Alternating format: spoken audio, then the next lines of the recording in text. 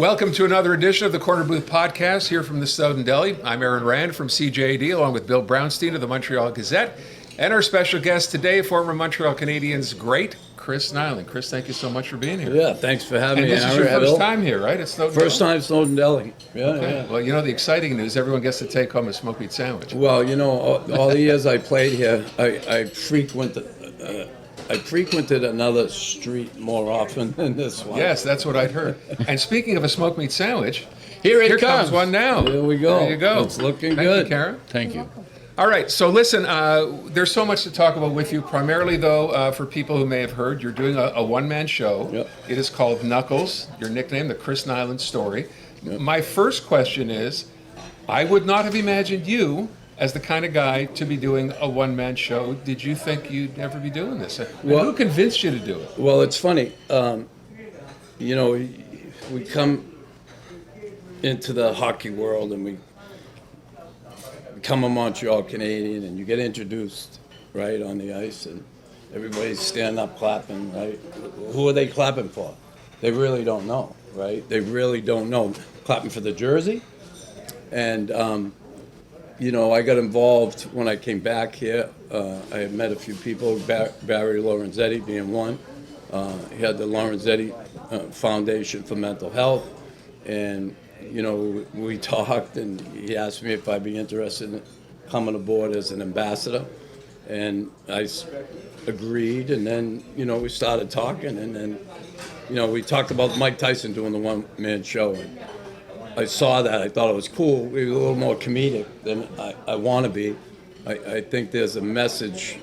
Matter of fact, I know there's a message there that can come from me that may reach people in a way that if they know somebody who's suffering from addiction or alcoholism, they'll hear a message and maybe they can help that said person. You know, there are very few athletes, as you know, as I know, who will come forward to talk about some of the problems they've gone through, life addictions, certainly up there.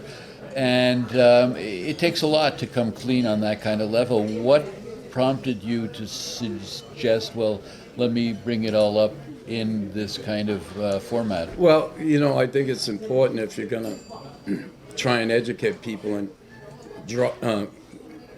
move them away from the stigma of mental health. And if you're not, I believe you're only as sick as your secrets, Bill. And Good line. you know, I had secrets. I stuffed things down. I avoided things that happened to me in my life that I just were kind of painful to face, and not only painful but confusing. And when I was able to do that, get honest with myself, you know, before you lie to anybody else, you lie to yourself, and that's what I was doing. I wasn't brought up that way to be a liar. I know my father hated liars. And he always tell the truth, and you know, I think for the majority of my life, most of my life, I was a truthful, honest guy. And then when I got swept up in drug addiction, alcoholism, you know, I was hiding. I was hiding.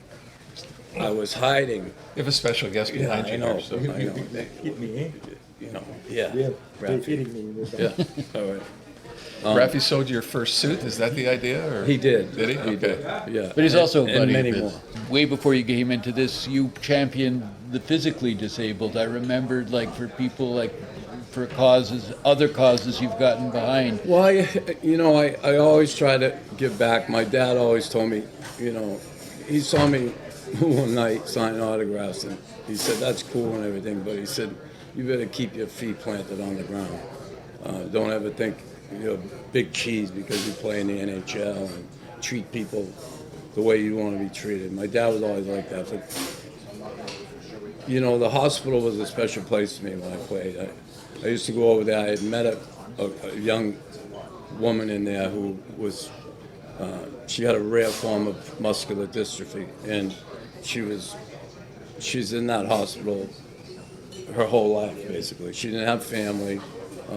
Actually, the girl Helen, who works at the Bell Center, the Asian girl, Right. the usherette, was also friends with her. And we used to go over there all the time. I used to buy her Garfield. She loved it. And she loved my accent. She'd be like, Garfield. But I used to see Joyce all the time. And I'd go over there, and then I started meeting some other kids, visiting at a hospital. And, you know, I was doing it because I knew I could brighten someone's day, even back then. And I remember coming out one day, and I bumped into Red Fisher. And he saw me, and he goes, "What are you doing in there?" I said, "Oh, I was just visiting. And I don't want this in the newspaper, please. I visit kids over here." He said, "Really? Like how often?" I come over once a week. He said, "Oh, that's nice." He said, "And that's admirable." But he said, "You know what this hospital really needs? Money. You ought to put your name on it and do something." And that's how the golf tournament started. So, but yeah, a way of giving back. I was grateful. Yeah. I was grateful for Montreal. I was grateful for the opportunity to come here and play hockey. And yeah, it's a way of giving back. If I go back, right, when you said before a minute ago about, you know, you never know if when you're introduced that cheers for the Canadiens, for the logo, or for the player. When did you begin to realize it was for you, for Chris Nilan? I guess when Larry Robinson came up to me one day, we were at one of them fan things where all the fans come into practice. And, I think it was Yum Yum Day or something, I don't know. The potato chip. Yeah. And, you know, Guy came out, and then Larry gets introduced. And then I come out later because I was number 30. And Larry come up to me and said, "You hear that? Do you hear that? Guy Lafleur was the loudest ovation, and then you. Did you realize what's going on?" You know, I heard it, no question, but I guess. But never thought twice about it. Yeah, I wasn't like, yeah. Listen, when people embrace you like that, it feels good. Sure. And I always say it. When I came back here as a New York Ranger and they booed me, I was hurt. I was. They do that. It hurt me. It hurt me. But then you can't expect to come. Well, then again, when LaFleur came back as a New York Ranger, I'm not sure there was anybody booing in the building. I'm not sure. I don't remember if there was or wasn't. But you know, if you I go was back, a Mosey Angole. well, that's true. There is that. When did that change, by the way, from you? So you go back to you begin your career. What are you, a 231st draft pick or like? Yeah, right? 231 out of 17th round. Yeah. And did you think I have a future? I have a career in the NHL? When did that become apparent to you? It became apparent after my first fight in the American Hockey League. Because up until that point, I didn't have a contract. I had a 5-game tryout deal for $200 a game. And I was happy because now I'm getting paid to play hockey, and I don't have to pay for ice time. I didn't have to pay for sticks. So I was happy. And I had my first fight. The 5-game tryout, first 4 games were in Nova Scotia. I didn't play. The first game was in Maine against the Broad Street Bullies farm team, Flyers farm team. And I got in a fight with a guy named Glenn Cochran, probably the heavyweight champion of the league. And I cut him open really bad. The next day, I signed an NHL contract. Well, the next week. Yeah. They wanted it, but I didn't have an agent at the time. When you're a 17th-round pick, there's not many agents interested in representing you. So I found an agent here in Montreal for my first contract, Bill Mauer, and he helped me negotiate the deal, and I got it. And then I switched down to a guy from Boston. Do you think they signed you because of that fight? Without a doubt. Of course. Without a doubt. One fight, contract, hello. Makes sense. So, but, you know, from there, you know, I wanted to be Bobby Orr, you know, and yeah, I love the Bruins, I love the way they played, and I saw that, and I grew up fighting a lot in the streets. Well, yeah. And South Roxbury, where did you, Boston? in West Roxbury Yeah. is where I grew up, but, you know, I was around town, I had friends all over the city from hockey, right? Hockey was the avenue for that, and you know, just Christ, I lost my train of thought. You were saying, Yeah. so you were fighting as a kid, you Yeah. know, you have your first big fight, Yeah, you that get first signed. fight, and I signed, but, you know, after signing that contract, and after that first fight, that traveled like wildfire around the league, that I beat Cochran. So I'm a college kid, I'm American, and this is back when there weren't Right, a lot in of the league. Americans, Yeah. you know, were just kind of breaking in, and, you know, then everybody in the league wanted to fight me, was gonna try me, and then not only that, you know, in the 49 games I played, I mean, I was fighting every night. It was crazy. And my father was like, is this what it's about, all pro hockey's about? And even I was a little naive to it. And then they played me with Rick Mahai. Rick was a smaller player, very good player. And I ended up with 15 goals and 10 assists. I had 25 points in 49 games. I had 304 minutes in penalties. So I put some numbers up. And, you know, I think the reason I got called up is because they said, you know what? Okay, he can fight, but maybe there's potential here that we can get a guy that can fight and play hockey. And because honestly, I couldn't have done my job if I didn't play. But you must have felt conflicted being a born and bred Bostonian to have to, like, I mean, in your heart, you grew up Boston. Oh, yeah. You must have wanted Bruins glory before I mean, you. I wanted to play for the Bruins. I was hoping to get drafted. I was just, you know, I wanted to play for the Bruins for sure. And I got drafted by Montreal, and I came in at camp. Even after I got drafted, the Habs were going for their 4th cup, and I wanted the Bruins to beat because I just. You didn't say that in the dressing room, did you? That you Oh yeah, I let guys know that. I didn't care, you know, whatever. And then when I got here, certainly my allegiance and loyalty changed. You know, after playing one game against Boston, it's like, you know, screw them. and then, man, did that ever change in a big way? My family, we're all Bruins fans. And once, 16,000 fans are yelling Nyland sucks, doesn't take too long to change your allegiance, right? And my family did.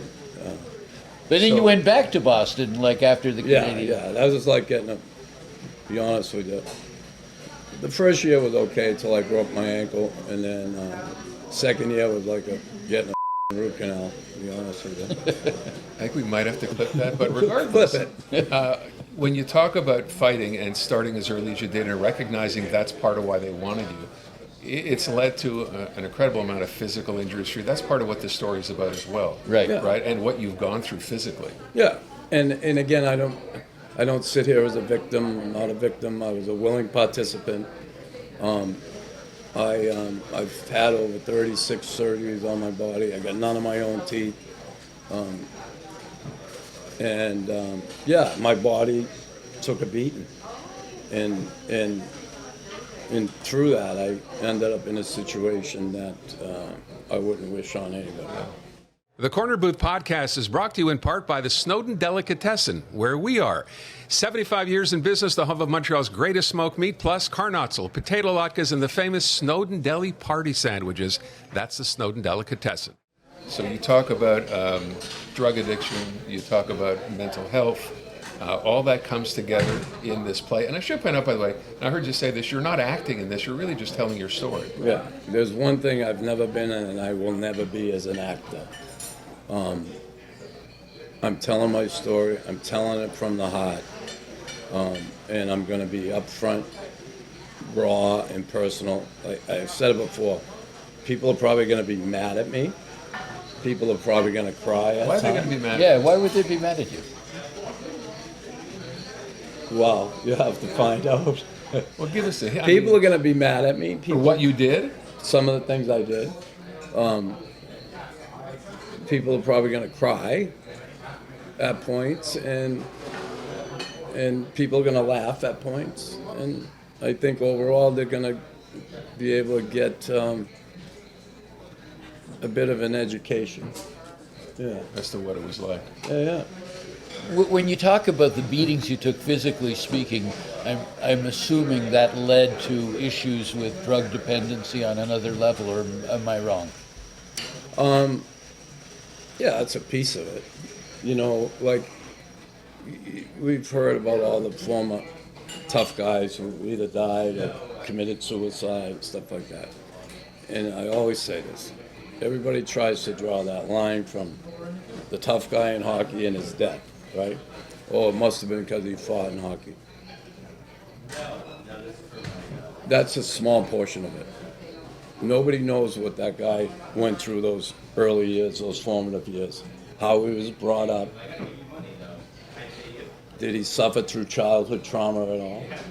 Most addicts and alcoholics, people have those issues,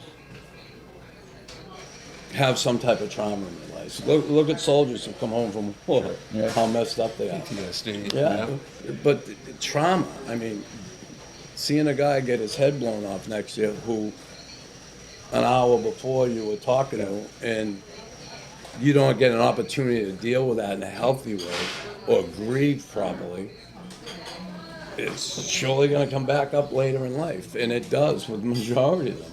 And, you know, you got to look at the totality of someone's life, not just that little piece. And that's what we're going to see. More than that. Yeah. You cover a lot of your childhood, a lot of growing up. From 11-pound baby boy, innocent as all hell.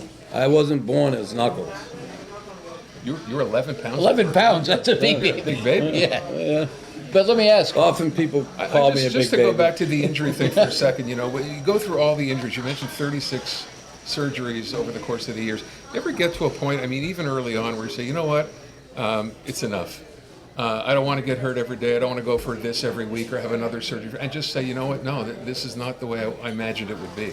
I don't want to play anymore if this is what I have to go through. No, I never did that. I never felt that way.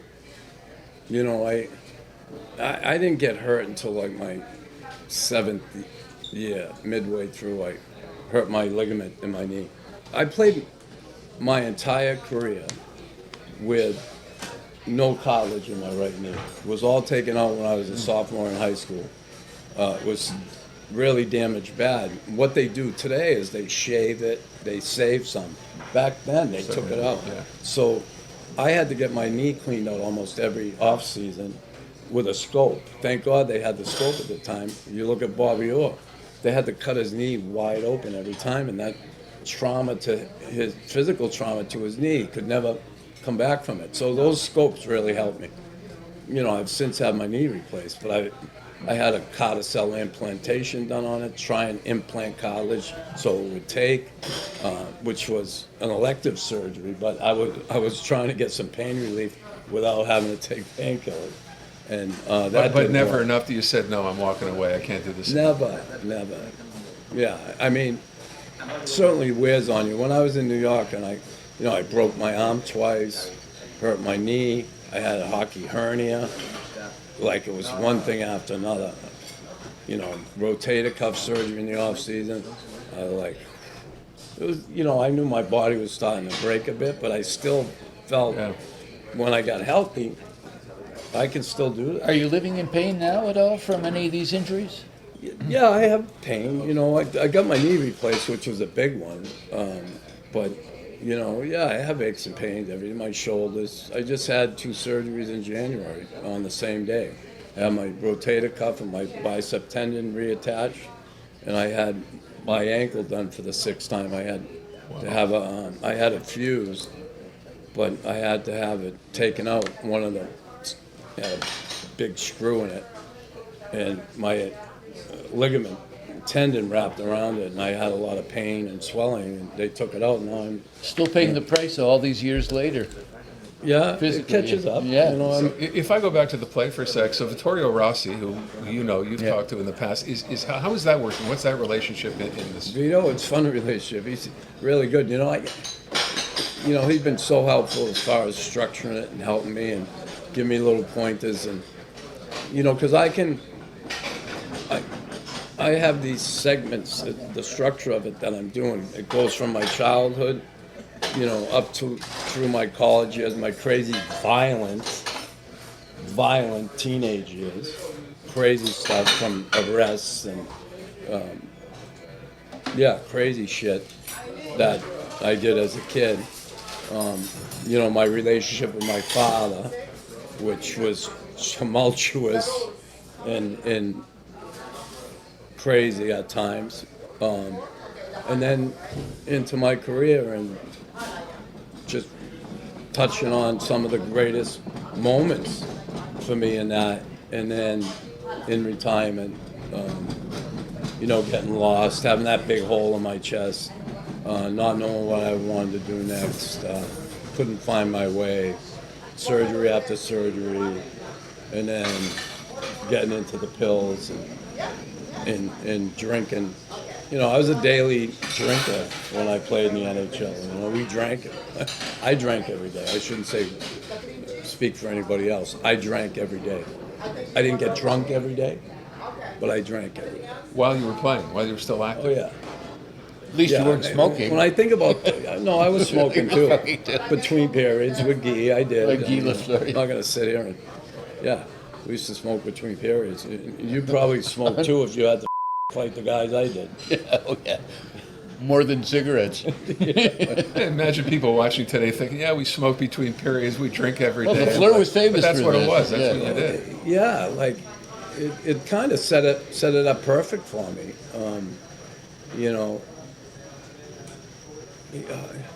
That was a culture back then around hockey. It was. I mean, think about the guys on the trains before us. What are you going to do on the train? You're going to play cards and drink. Yeah. Maybe open a book and read some history. Or You are a whatever history you buff. like, He is a right? history buff, by the way. But, and it was a way to, guys bonded. We'd go to lunch every day. And, we'd have a few beers. Some of the older guys would go home with their families. The younger guys would go out if you had a couple days. But guys were good at picking their spots too. I'm not, even though I know, like, I never got drunk the night before a game. I wouldn't go out. If I had dinner the night before a game, I'd have a couple beers to relax, chill. Alcohol, it was a way to kind of blow steam off, relax. Yeah. And I cope after games. That's how I unwound. Well, you go out and you talk to groups as well about this, right? You talk about the whole issue of drug addiction and the drinking. Yeah, I have. Yeah, I have. I've worked with one-on-one with quite a few people in recovery, trying to help people through either my website, people contacting me, or my network of friends from all around. Doesn't matter where. Is this going to be nerve-wracking for you? I mean, you've played in front of thousands and thousands on rinks, going into a very intimate sort of Never setting. alone, right? Just you. And just you, like on a stage. Yeah, it'll be nerve-wracking. I wouldn't be truthful if it wasn't nerve-wracking. It's like when I used to have to fight guys. Of course I was nervous. I was scared of losing. I didn't want to lose. I didn't want to be embarrassed. I didn't want to lose my teeth. I didn't want to break my jaw. I wanted to win the fight. So yeah, the nerves are there, and I'll be nervous too. But I think once I get going, and I've been rehearsing all week here, and I rehearse in my head often. Once I get it down, my whole thing is I gotta taper it, because I could, it's 90 minutes. I could go for 2.5. Yeah. Because I get going, I get telling a story, and then That's why I have something like Victoria to kind of bring it back. he's really helped me with that, because in rehearsing I would be talking about one of the points that we had, and then I went off a little bit. And I gotta remember to not do that. Can I ask you a dumb Shape it. question? No questions are dumb. Okay, Come so on, you Aaron, talk you about know all that. you talk about all the fights that you've had and always wanting to win, and you didn't want to be embarrassed. Do you remember either your best or worst fights? If you got clocked, do you remember which one that was, or the best one? You mentioned the first guy, when you were playing, I guess still in the AHL, I guess. Yeah, that was a hell of a fight, because that was the door opener. Yeah. I guess the NHL, probably when I one-punched O'Reilly in knock him out? Boston. Yeah, down he went. I cut him open for probably, I think it was like 20-something stitches. And then probably when he gave it to me when I was a rookie. You know, he hit me with 2 lefts, and I knew he was a lefty. And that was a turning point in my career, to be honest with you. That changed everything for me. What? Well, I had fought Jonathan, and then I fought him next, and in the same game, and I knew he was a lefty. And I just said, screw it, I'm going to just throw with him. And I threw 1 punch, and he hit me with 2 lefts before I knew it. I couldn't see. Blood was pouring out of my head. I got to the penalty box, and I was like wiping my face. I'm embarrassed. My pride is just way up, you know, just I felt terrible. And I looked down, just looked over quick, and O'Reilly's going like, pointing at his left like, you should have known. And that was actually a turning point for me, because I said, if I'm going to fight like that every night in the NHL, the guys I'm going to have to fight that are bigger than me, that are maybe tougher, who knows, then I'm not going to last. You know, if you get beat, you know, time after time, Sure. you're not going to be around. Yeah. So I said, I got to start to fight different. And that's how I became a really good technical fighter. Did you take lessons? No, I took down notes in my head. I knew if a guy was a lefty or righty. You knew that. That was around the league. And I never underestimated anybody or overestimated anybody because of their size. And then I would always try and take away another guy's strength. You sent Terry O'Reilly a thank you note for getting ever see him No, again? but we've talked about, oh yeah, God, we've talked about those. I had him on my podcast. You know, I love the guy. He's the ultimate warrior in the game, you know, and a guy that, you know, he represented all of us guys in a way where it was admirable. You know, he could play hockey. He didn't just sit on the bench. And I'm not knocking guys who sat on the bench. They got to the NHL. I just could never have done that. It would have been so hard for me. How do you I had to compare play. today's like hockey world in terms of like fighting to Well, it's your different. Things have changed. Game's game's so much faster. That's what everybody says these Yeah. days. You buy that as well? Oh yeah, it's faster, but put the red line in and it wouldn't be as fast. Right? What do you think? You know, I mean, Put the red line yeah, in. You have to come I up you guess. guys together. I think once they change it to when, you know, you could actually be offside and they're going to wait for you to delay an offside to come back, I think that changed the game a little bit as well. Yeah, That's delayed kind of- offside. To me, the biggest thing is the red line. Yeah. Yeah, listen, these kids today are fast. You know, nutrition, equipment. You know, they're all Training. specialized training, all that stuff. And yeah, they are fast. The equipment's lighter, skates are lighter. And they say, could you play? And you know what? If I had grown up 20 years ago, and I had the same passion Sure. I did then, Yeah. would You'd be playing to today. say I would. Now, flip it the other way. Some of these kids who were born back then, they could have played. Maybe some couldn't have. You know, I happen to think if you plucked a kid from today and put him back in the Battle of Quebec or the Bruins Montreal rivalry, they'd be calling their mother between periods saying, "Come and get me. Okay. This isn't what I signed up for." I want to go. We're going to run out of time. Can you talk about the play? When is it? How many shows? Where do people go to see it? It's going to be at Maison Principale, May 28th, 30th, June 3rd and 5th. You can go to Lawrence. FondationLorenzetti.org. Jesus, will you stop freaking interrupting me? Every time I get a thought, Brownstein jumps in and Feel free throws to me hit off. him. Oh, Take a right. shot. It's Sorry, fine. Chris. right. I have someone do that for me Oh, okay. today. I don't have to do it. No. You have people now. But LorenzettiFoundation.org. You know, it's going to be an awesome night. The first night sold out. Second night's getting close on the 30th. And the 3rd and 5th is getting up there, too. For you. So I'm just hoping it does get sold out for the foundation so we can raise as much great. money and awareness as we can. So, And then do you have an idea like when it goes to Broadway? no, They told you how long do you know? No? listen, Hit him. whatever happens with this happens with this. I just want it to go well and from the Raise money. If I could mention, Yeah. though, all proceeds do go to the foundation. foundation. Yeah. Like, Lawrence you're Daly not Foundation. benefiting No. in this at all. Yeah. All right. Chris, I can't thank you enough. Really appreciate you coming out. It's great to see you again as Thank well. you. Awesome. always Thanks for a having me. Yeah, that wraps up another edition of the Corner Booth Podcast here from the Snowdon Deli. We'll see you again soon.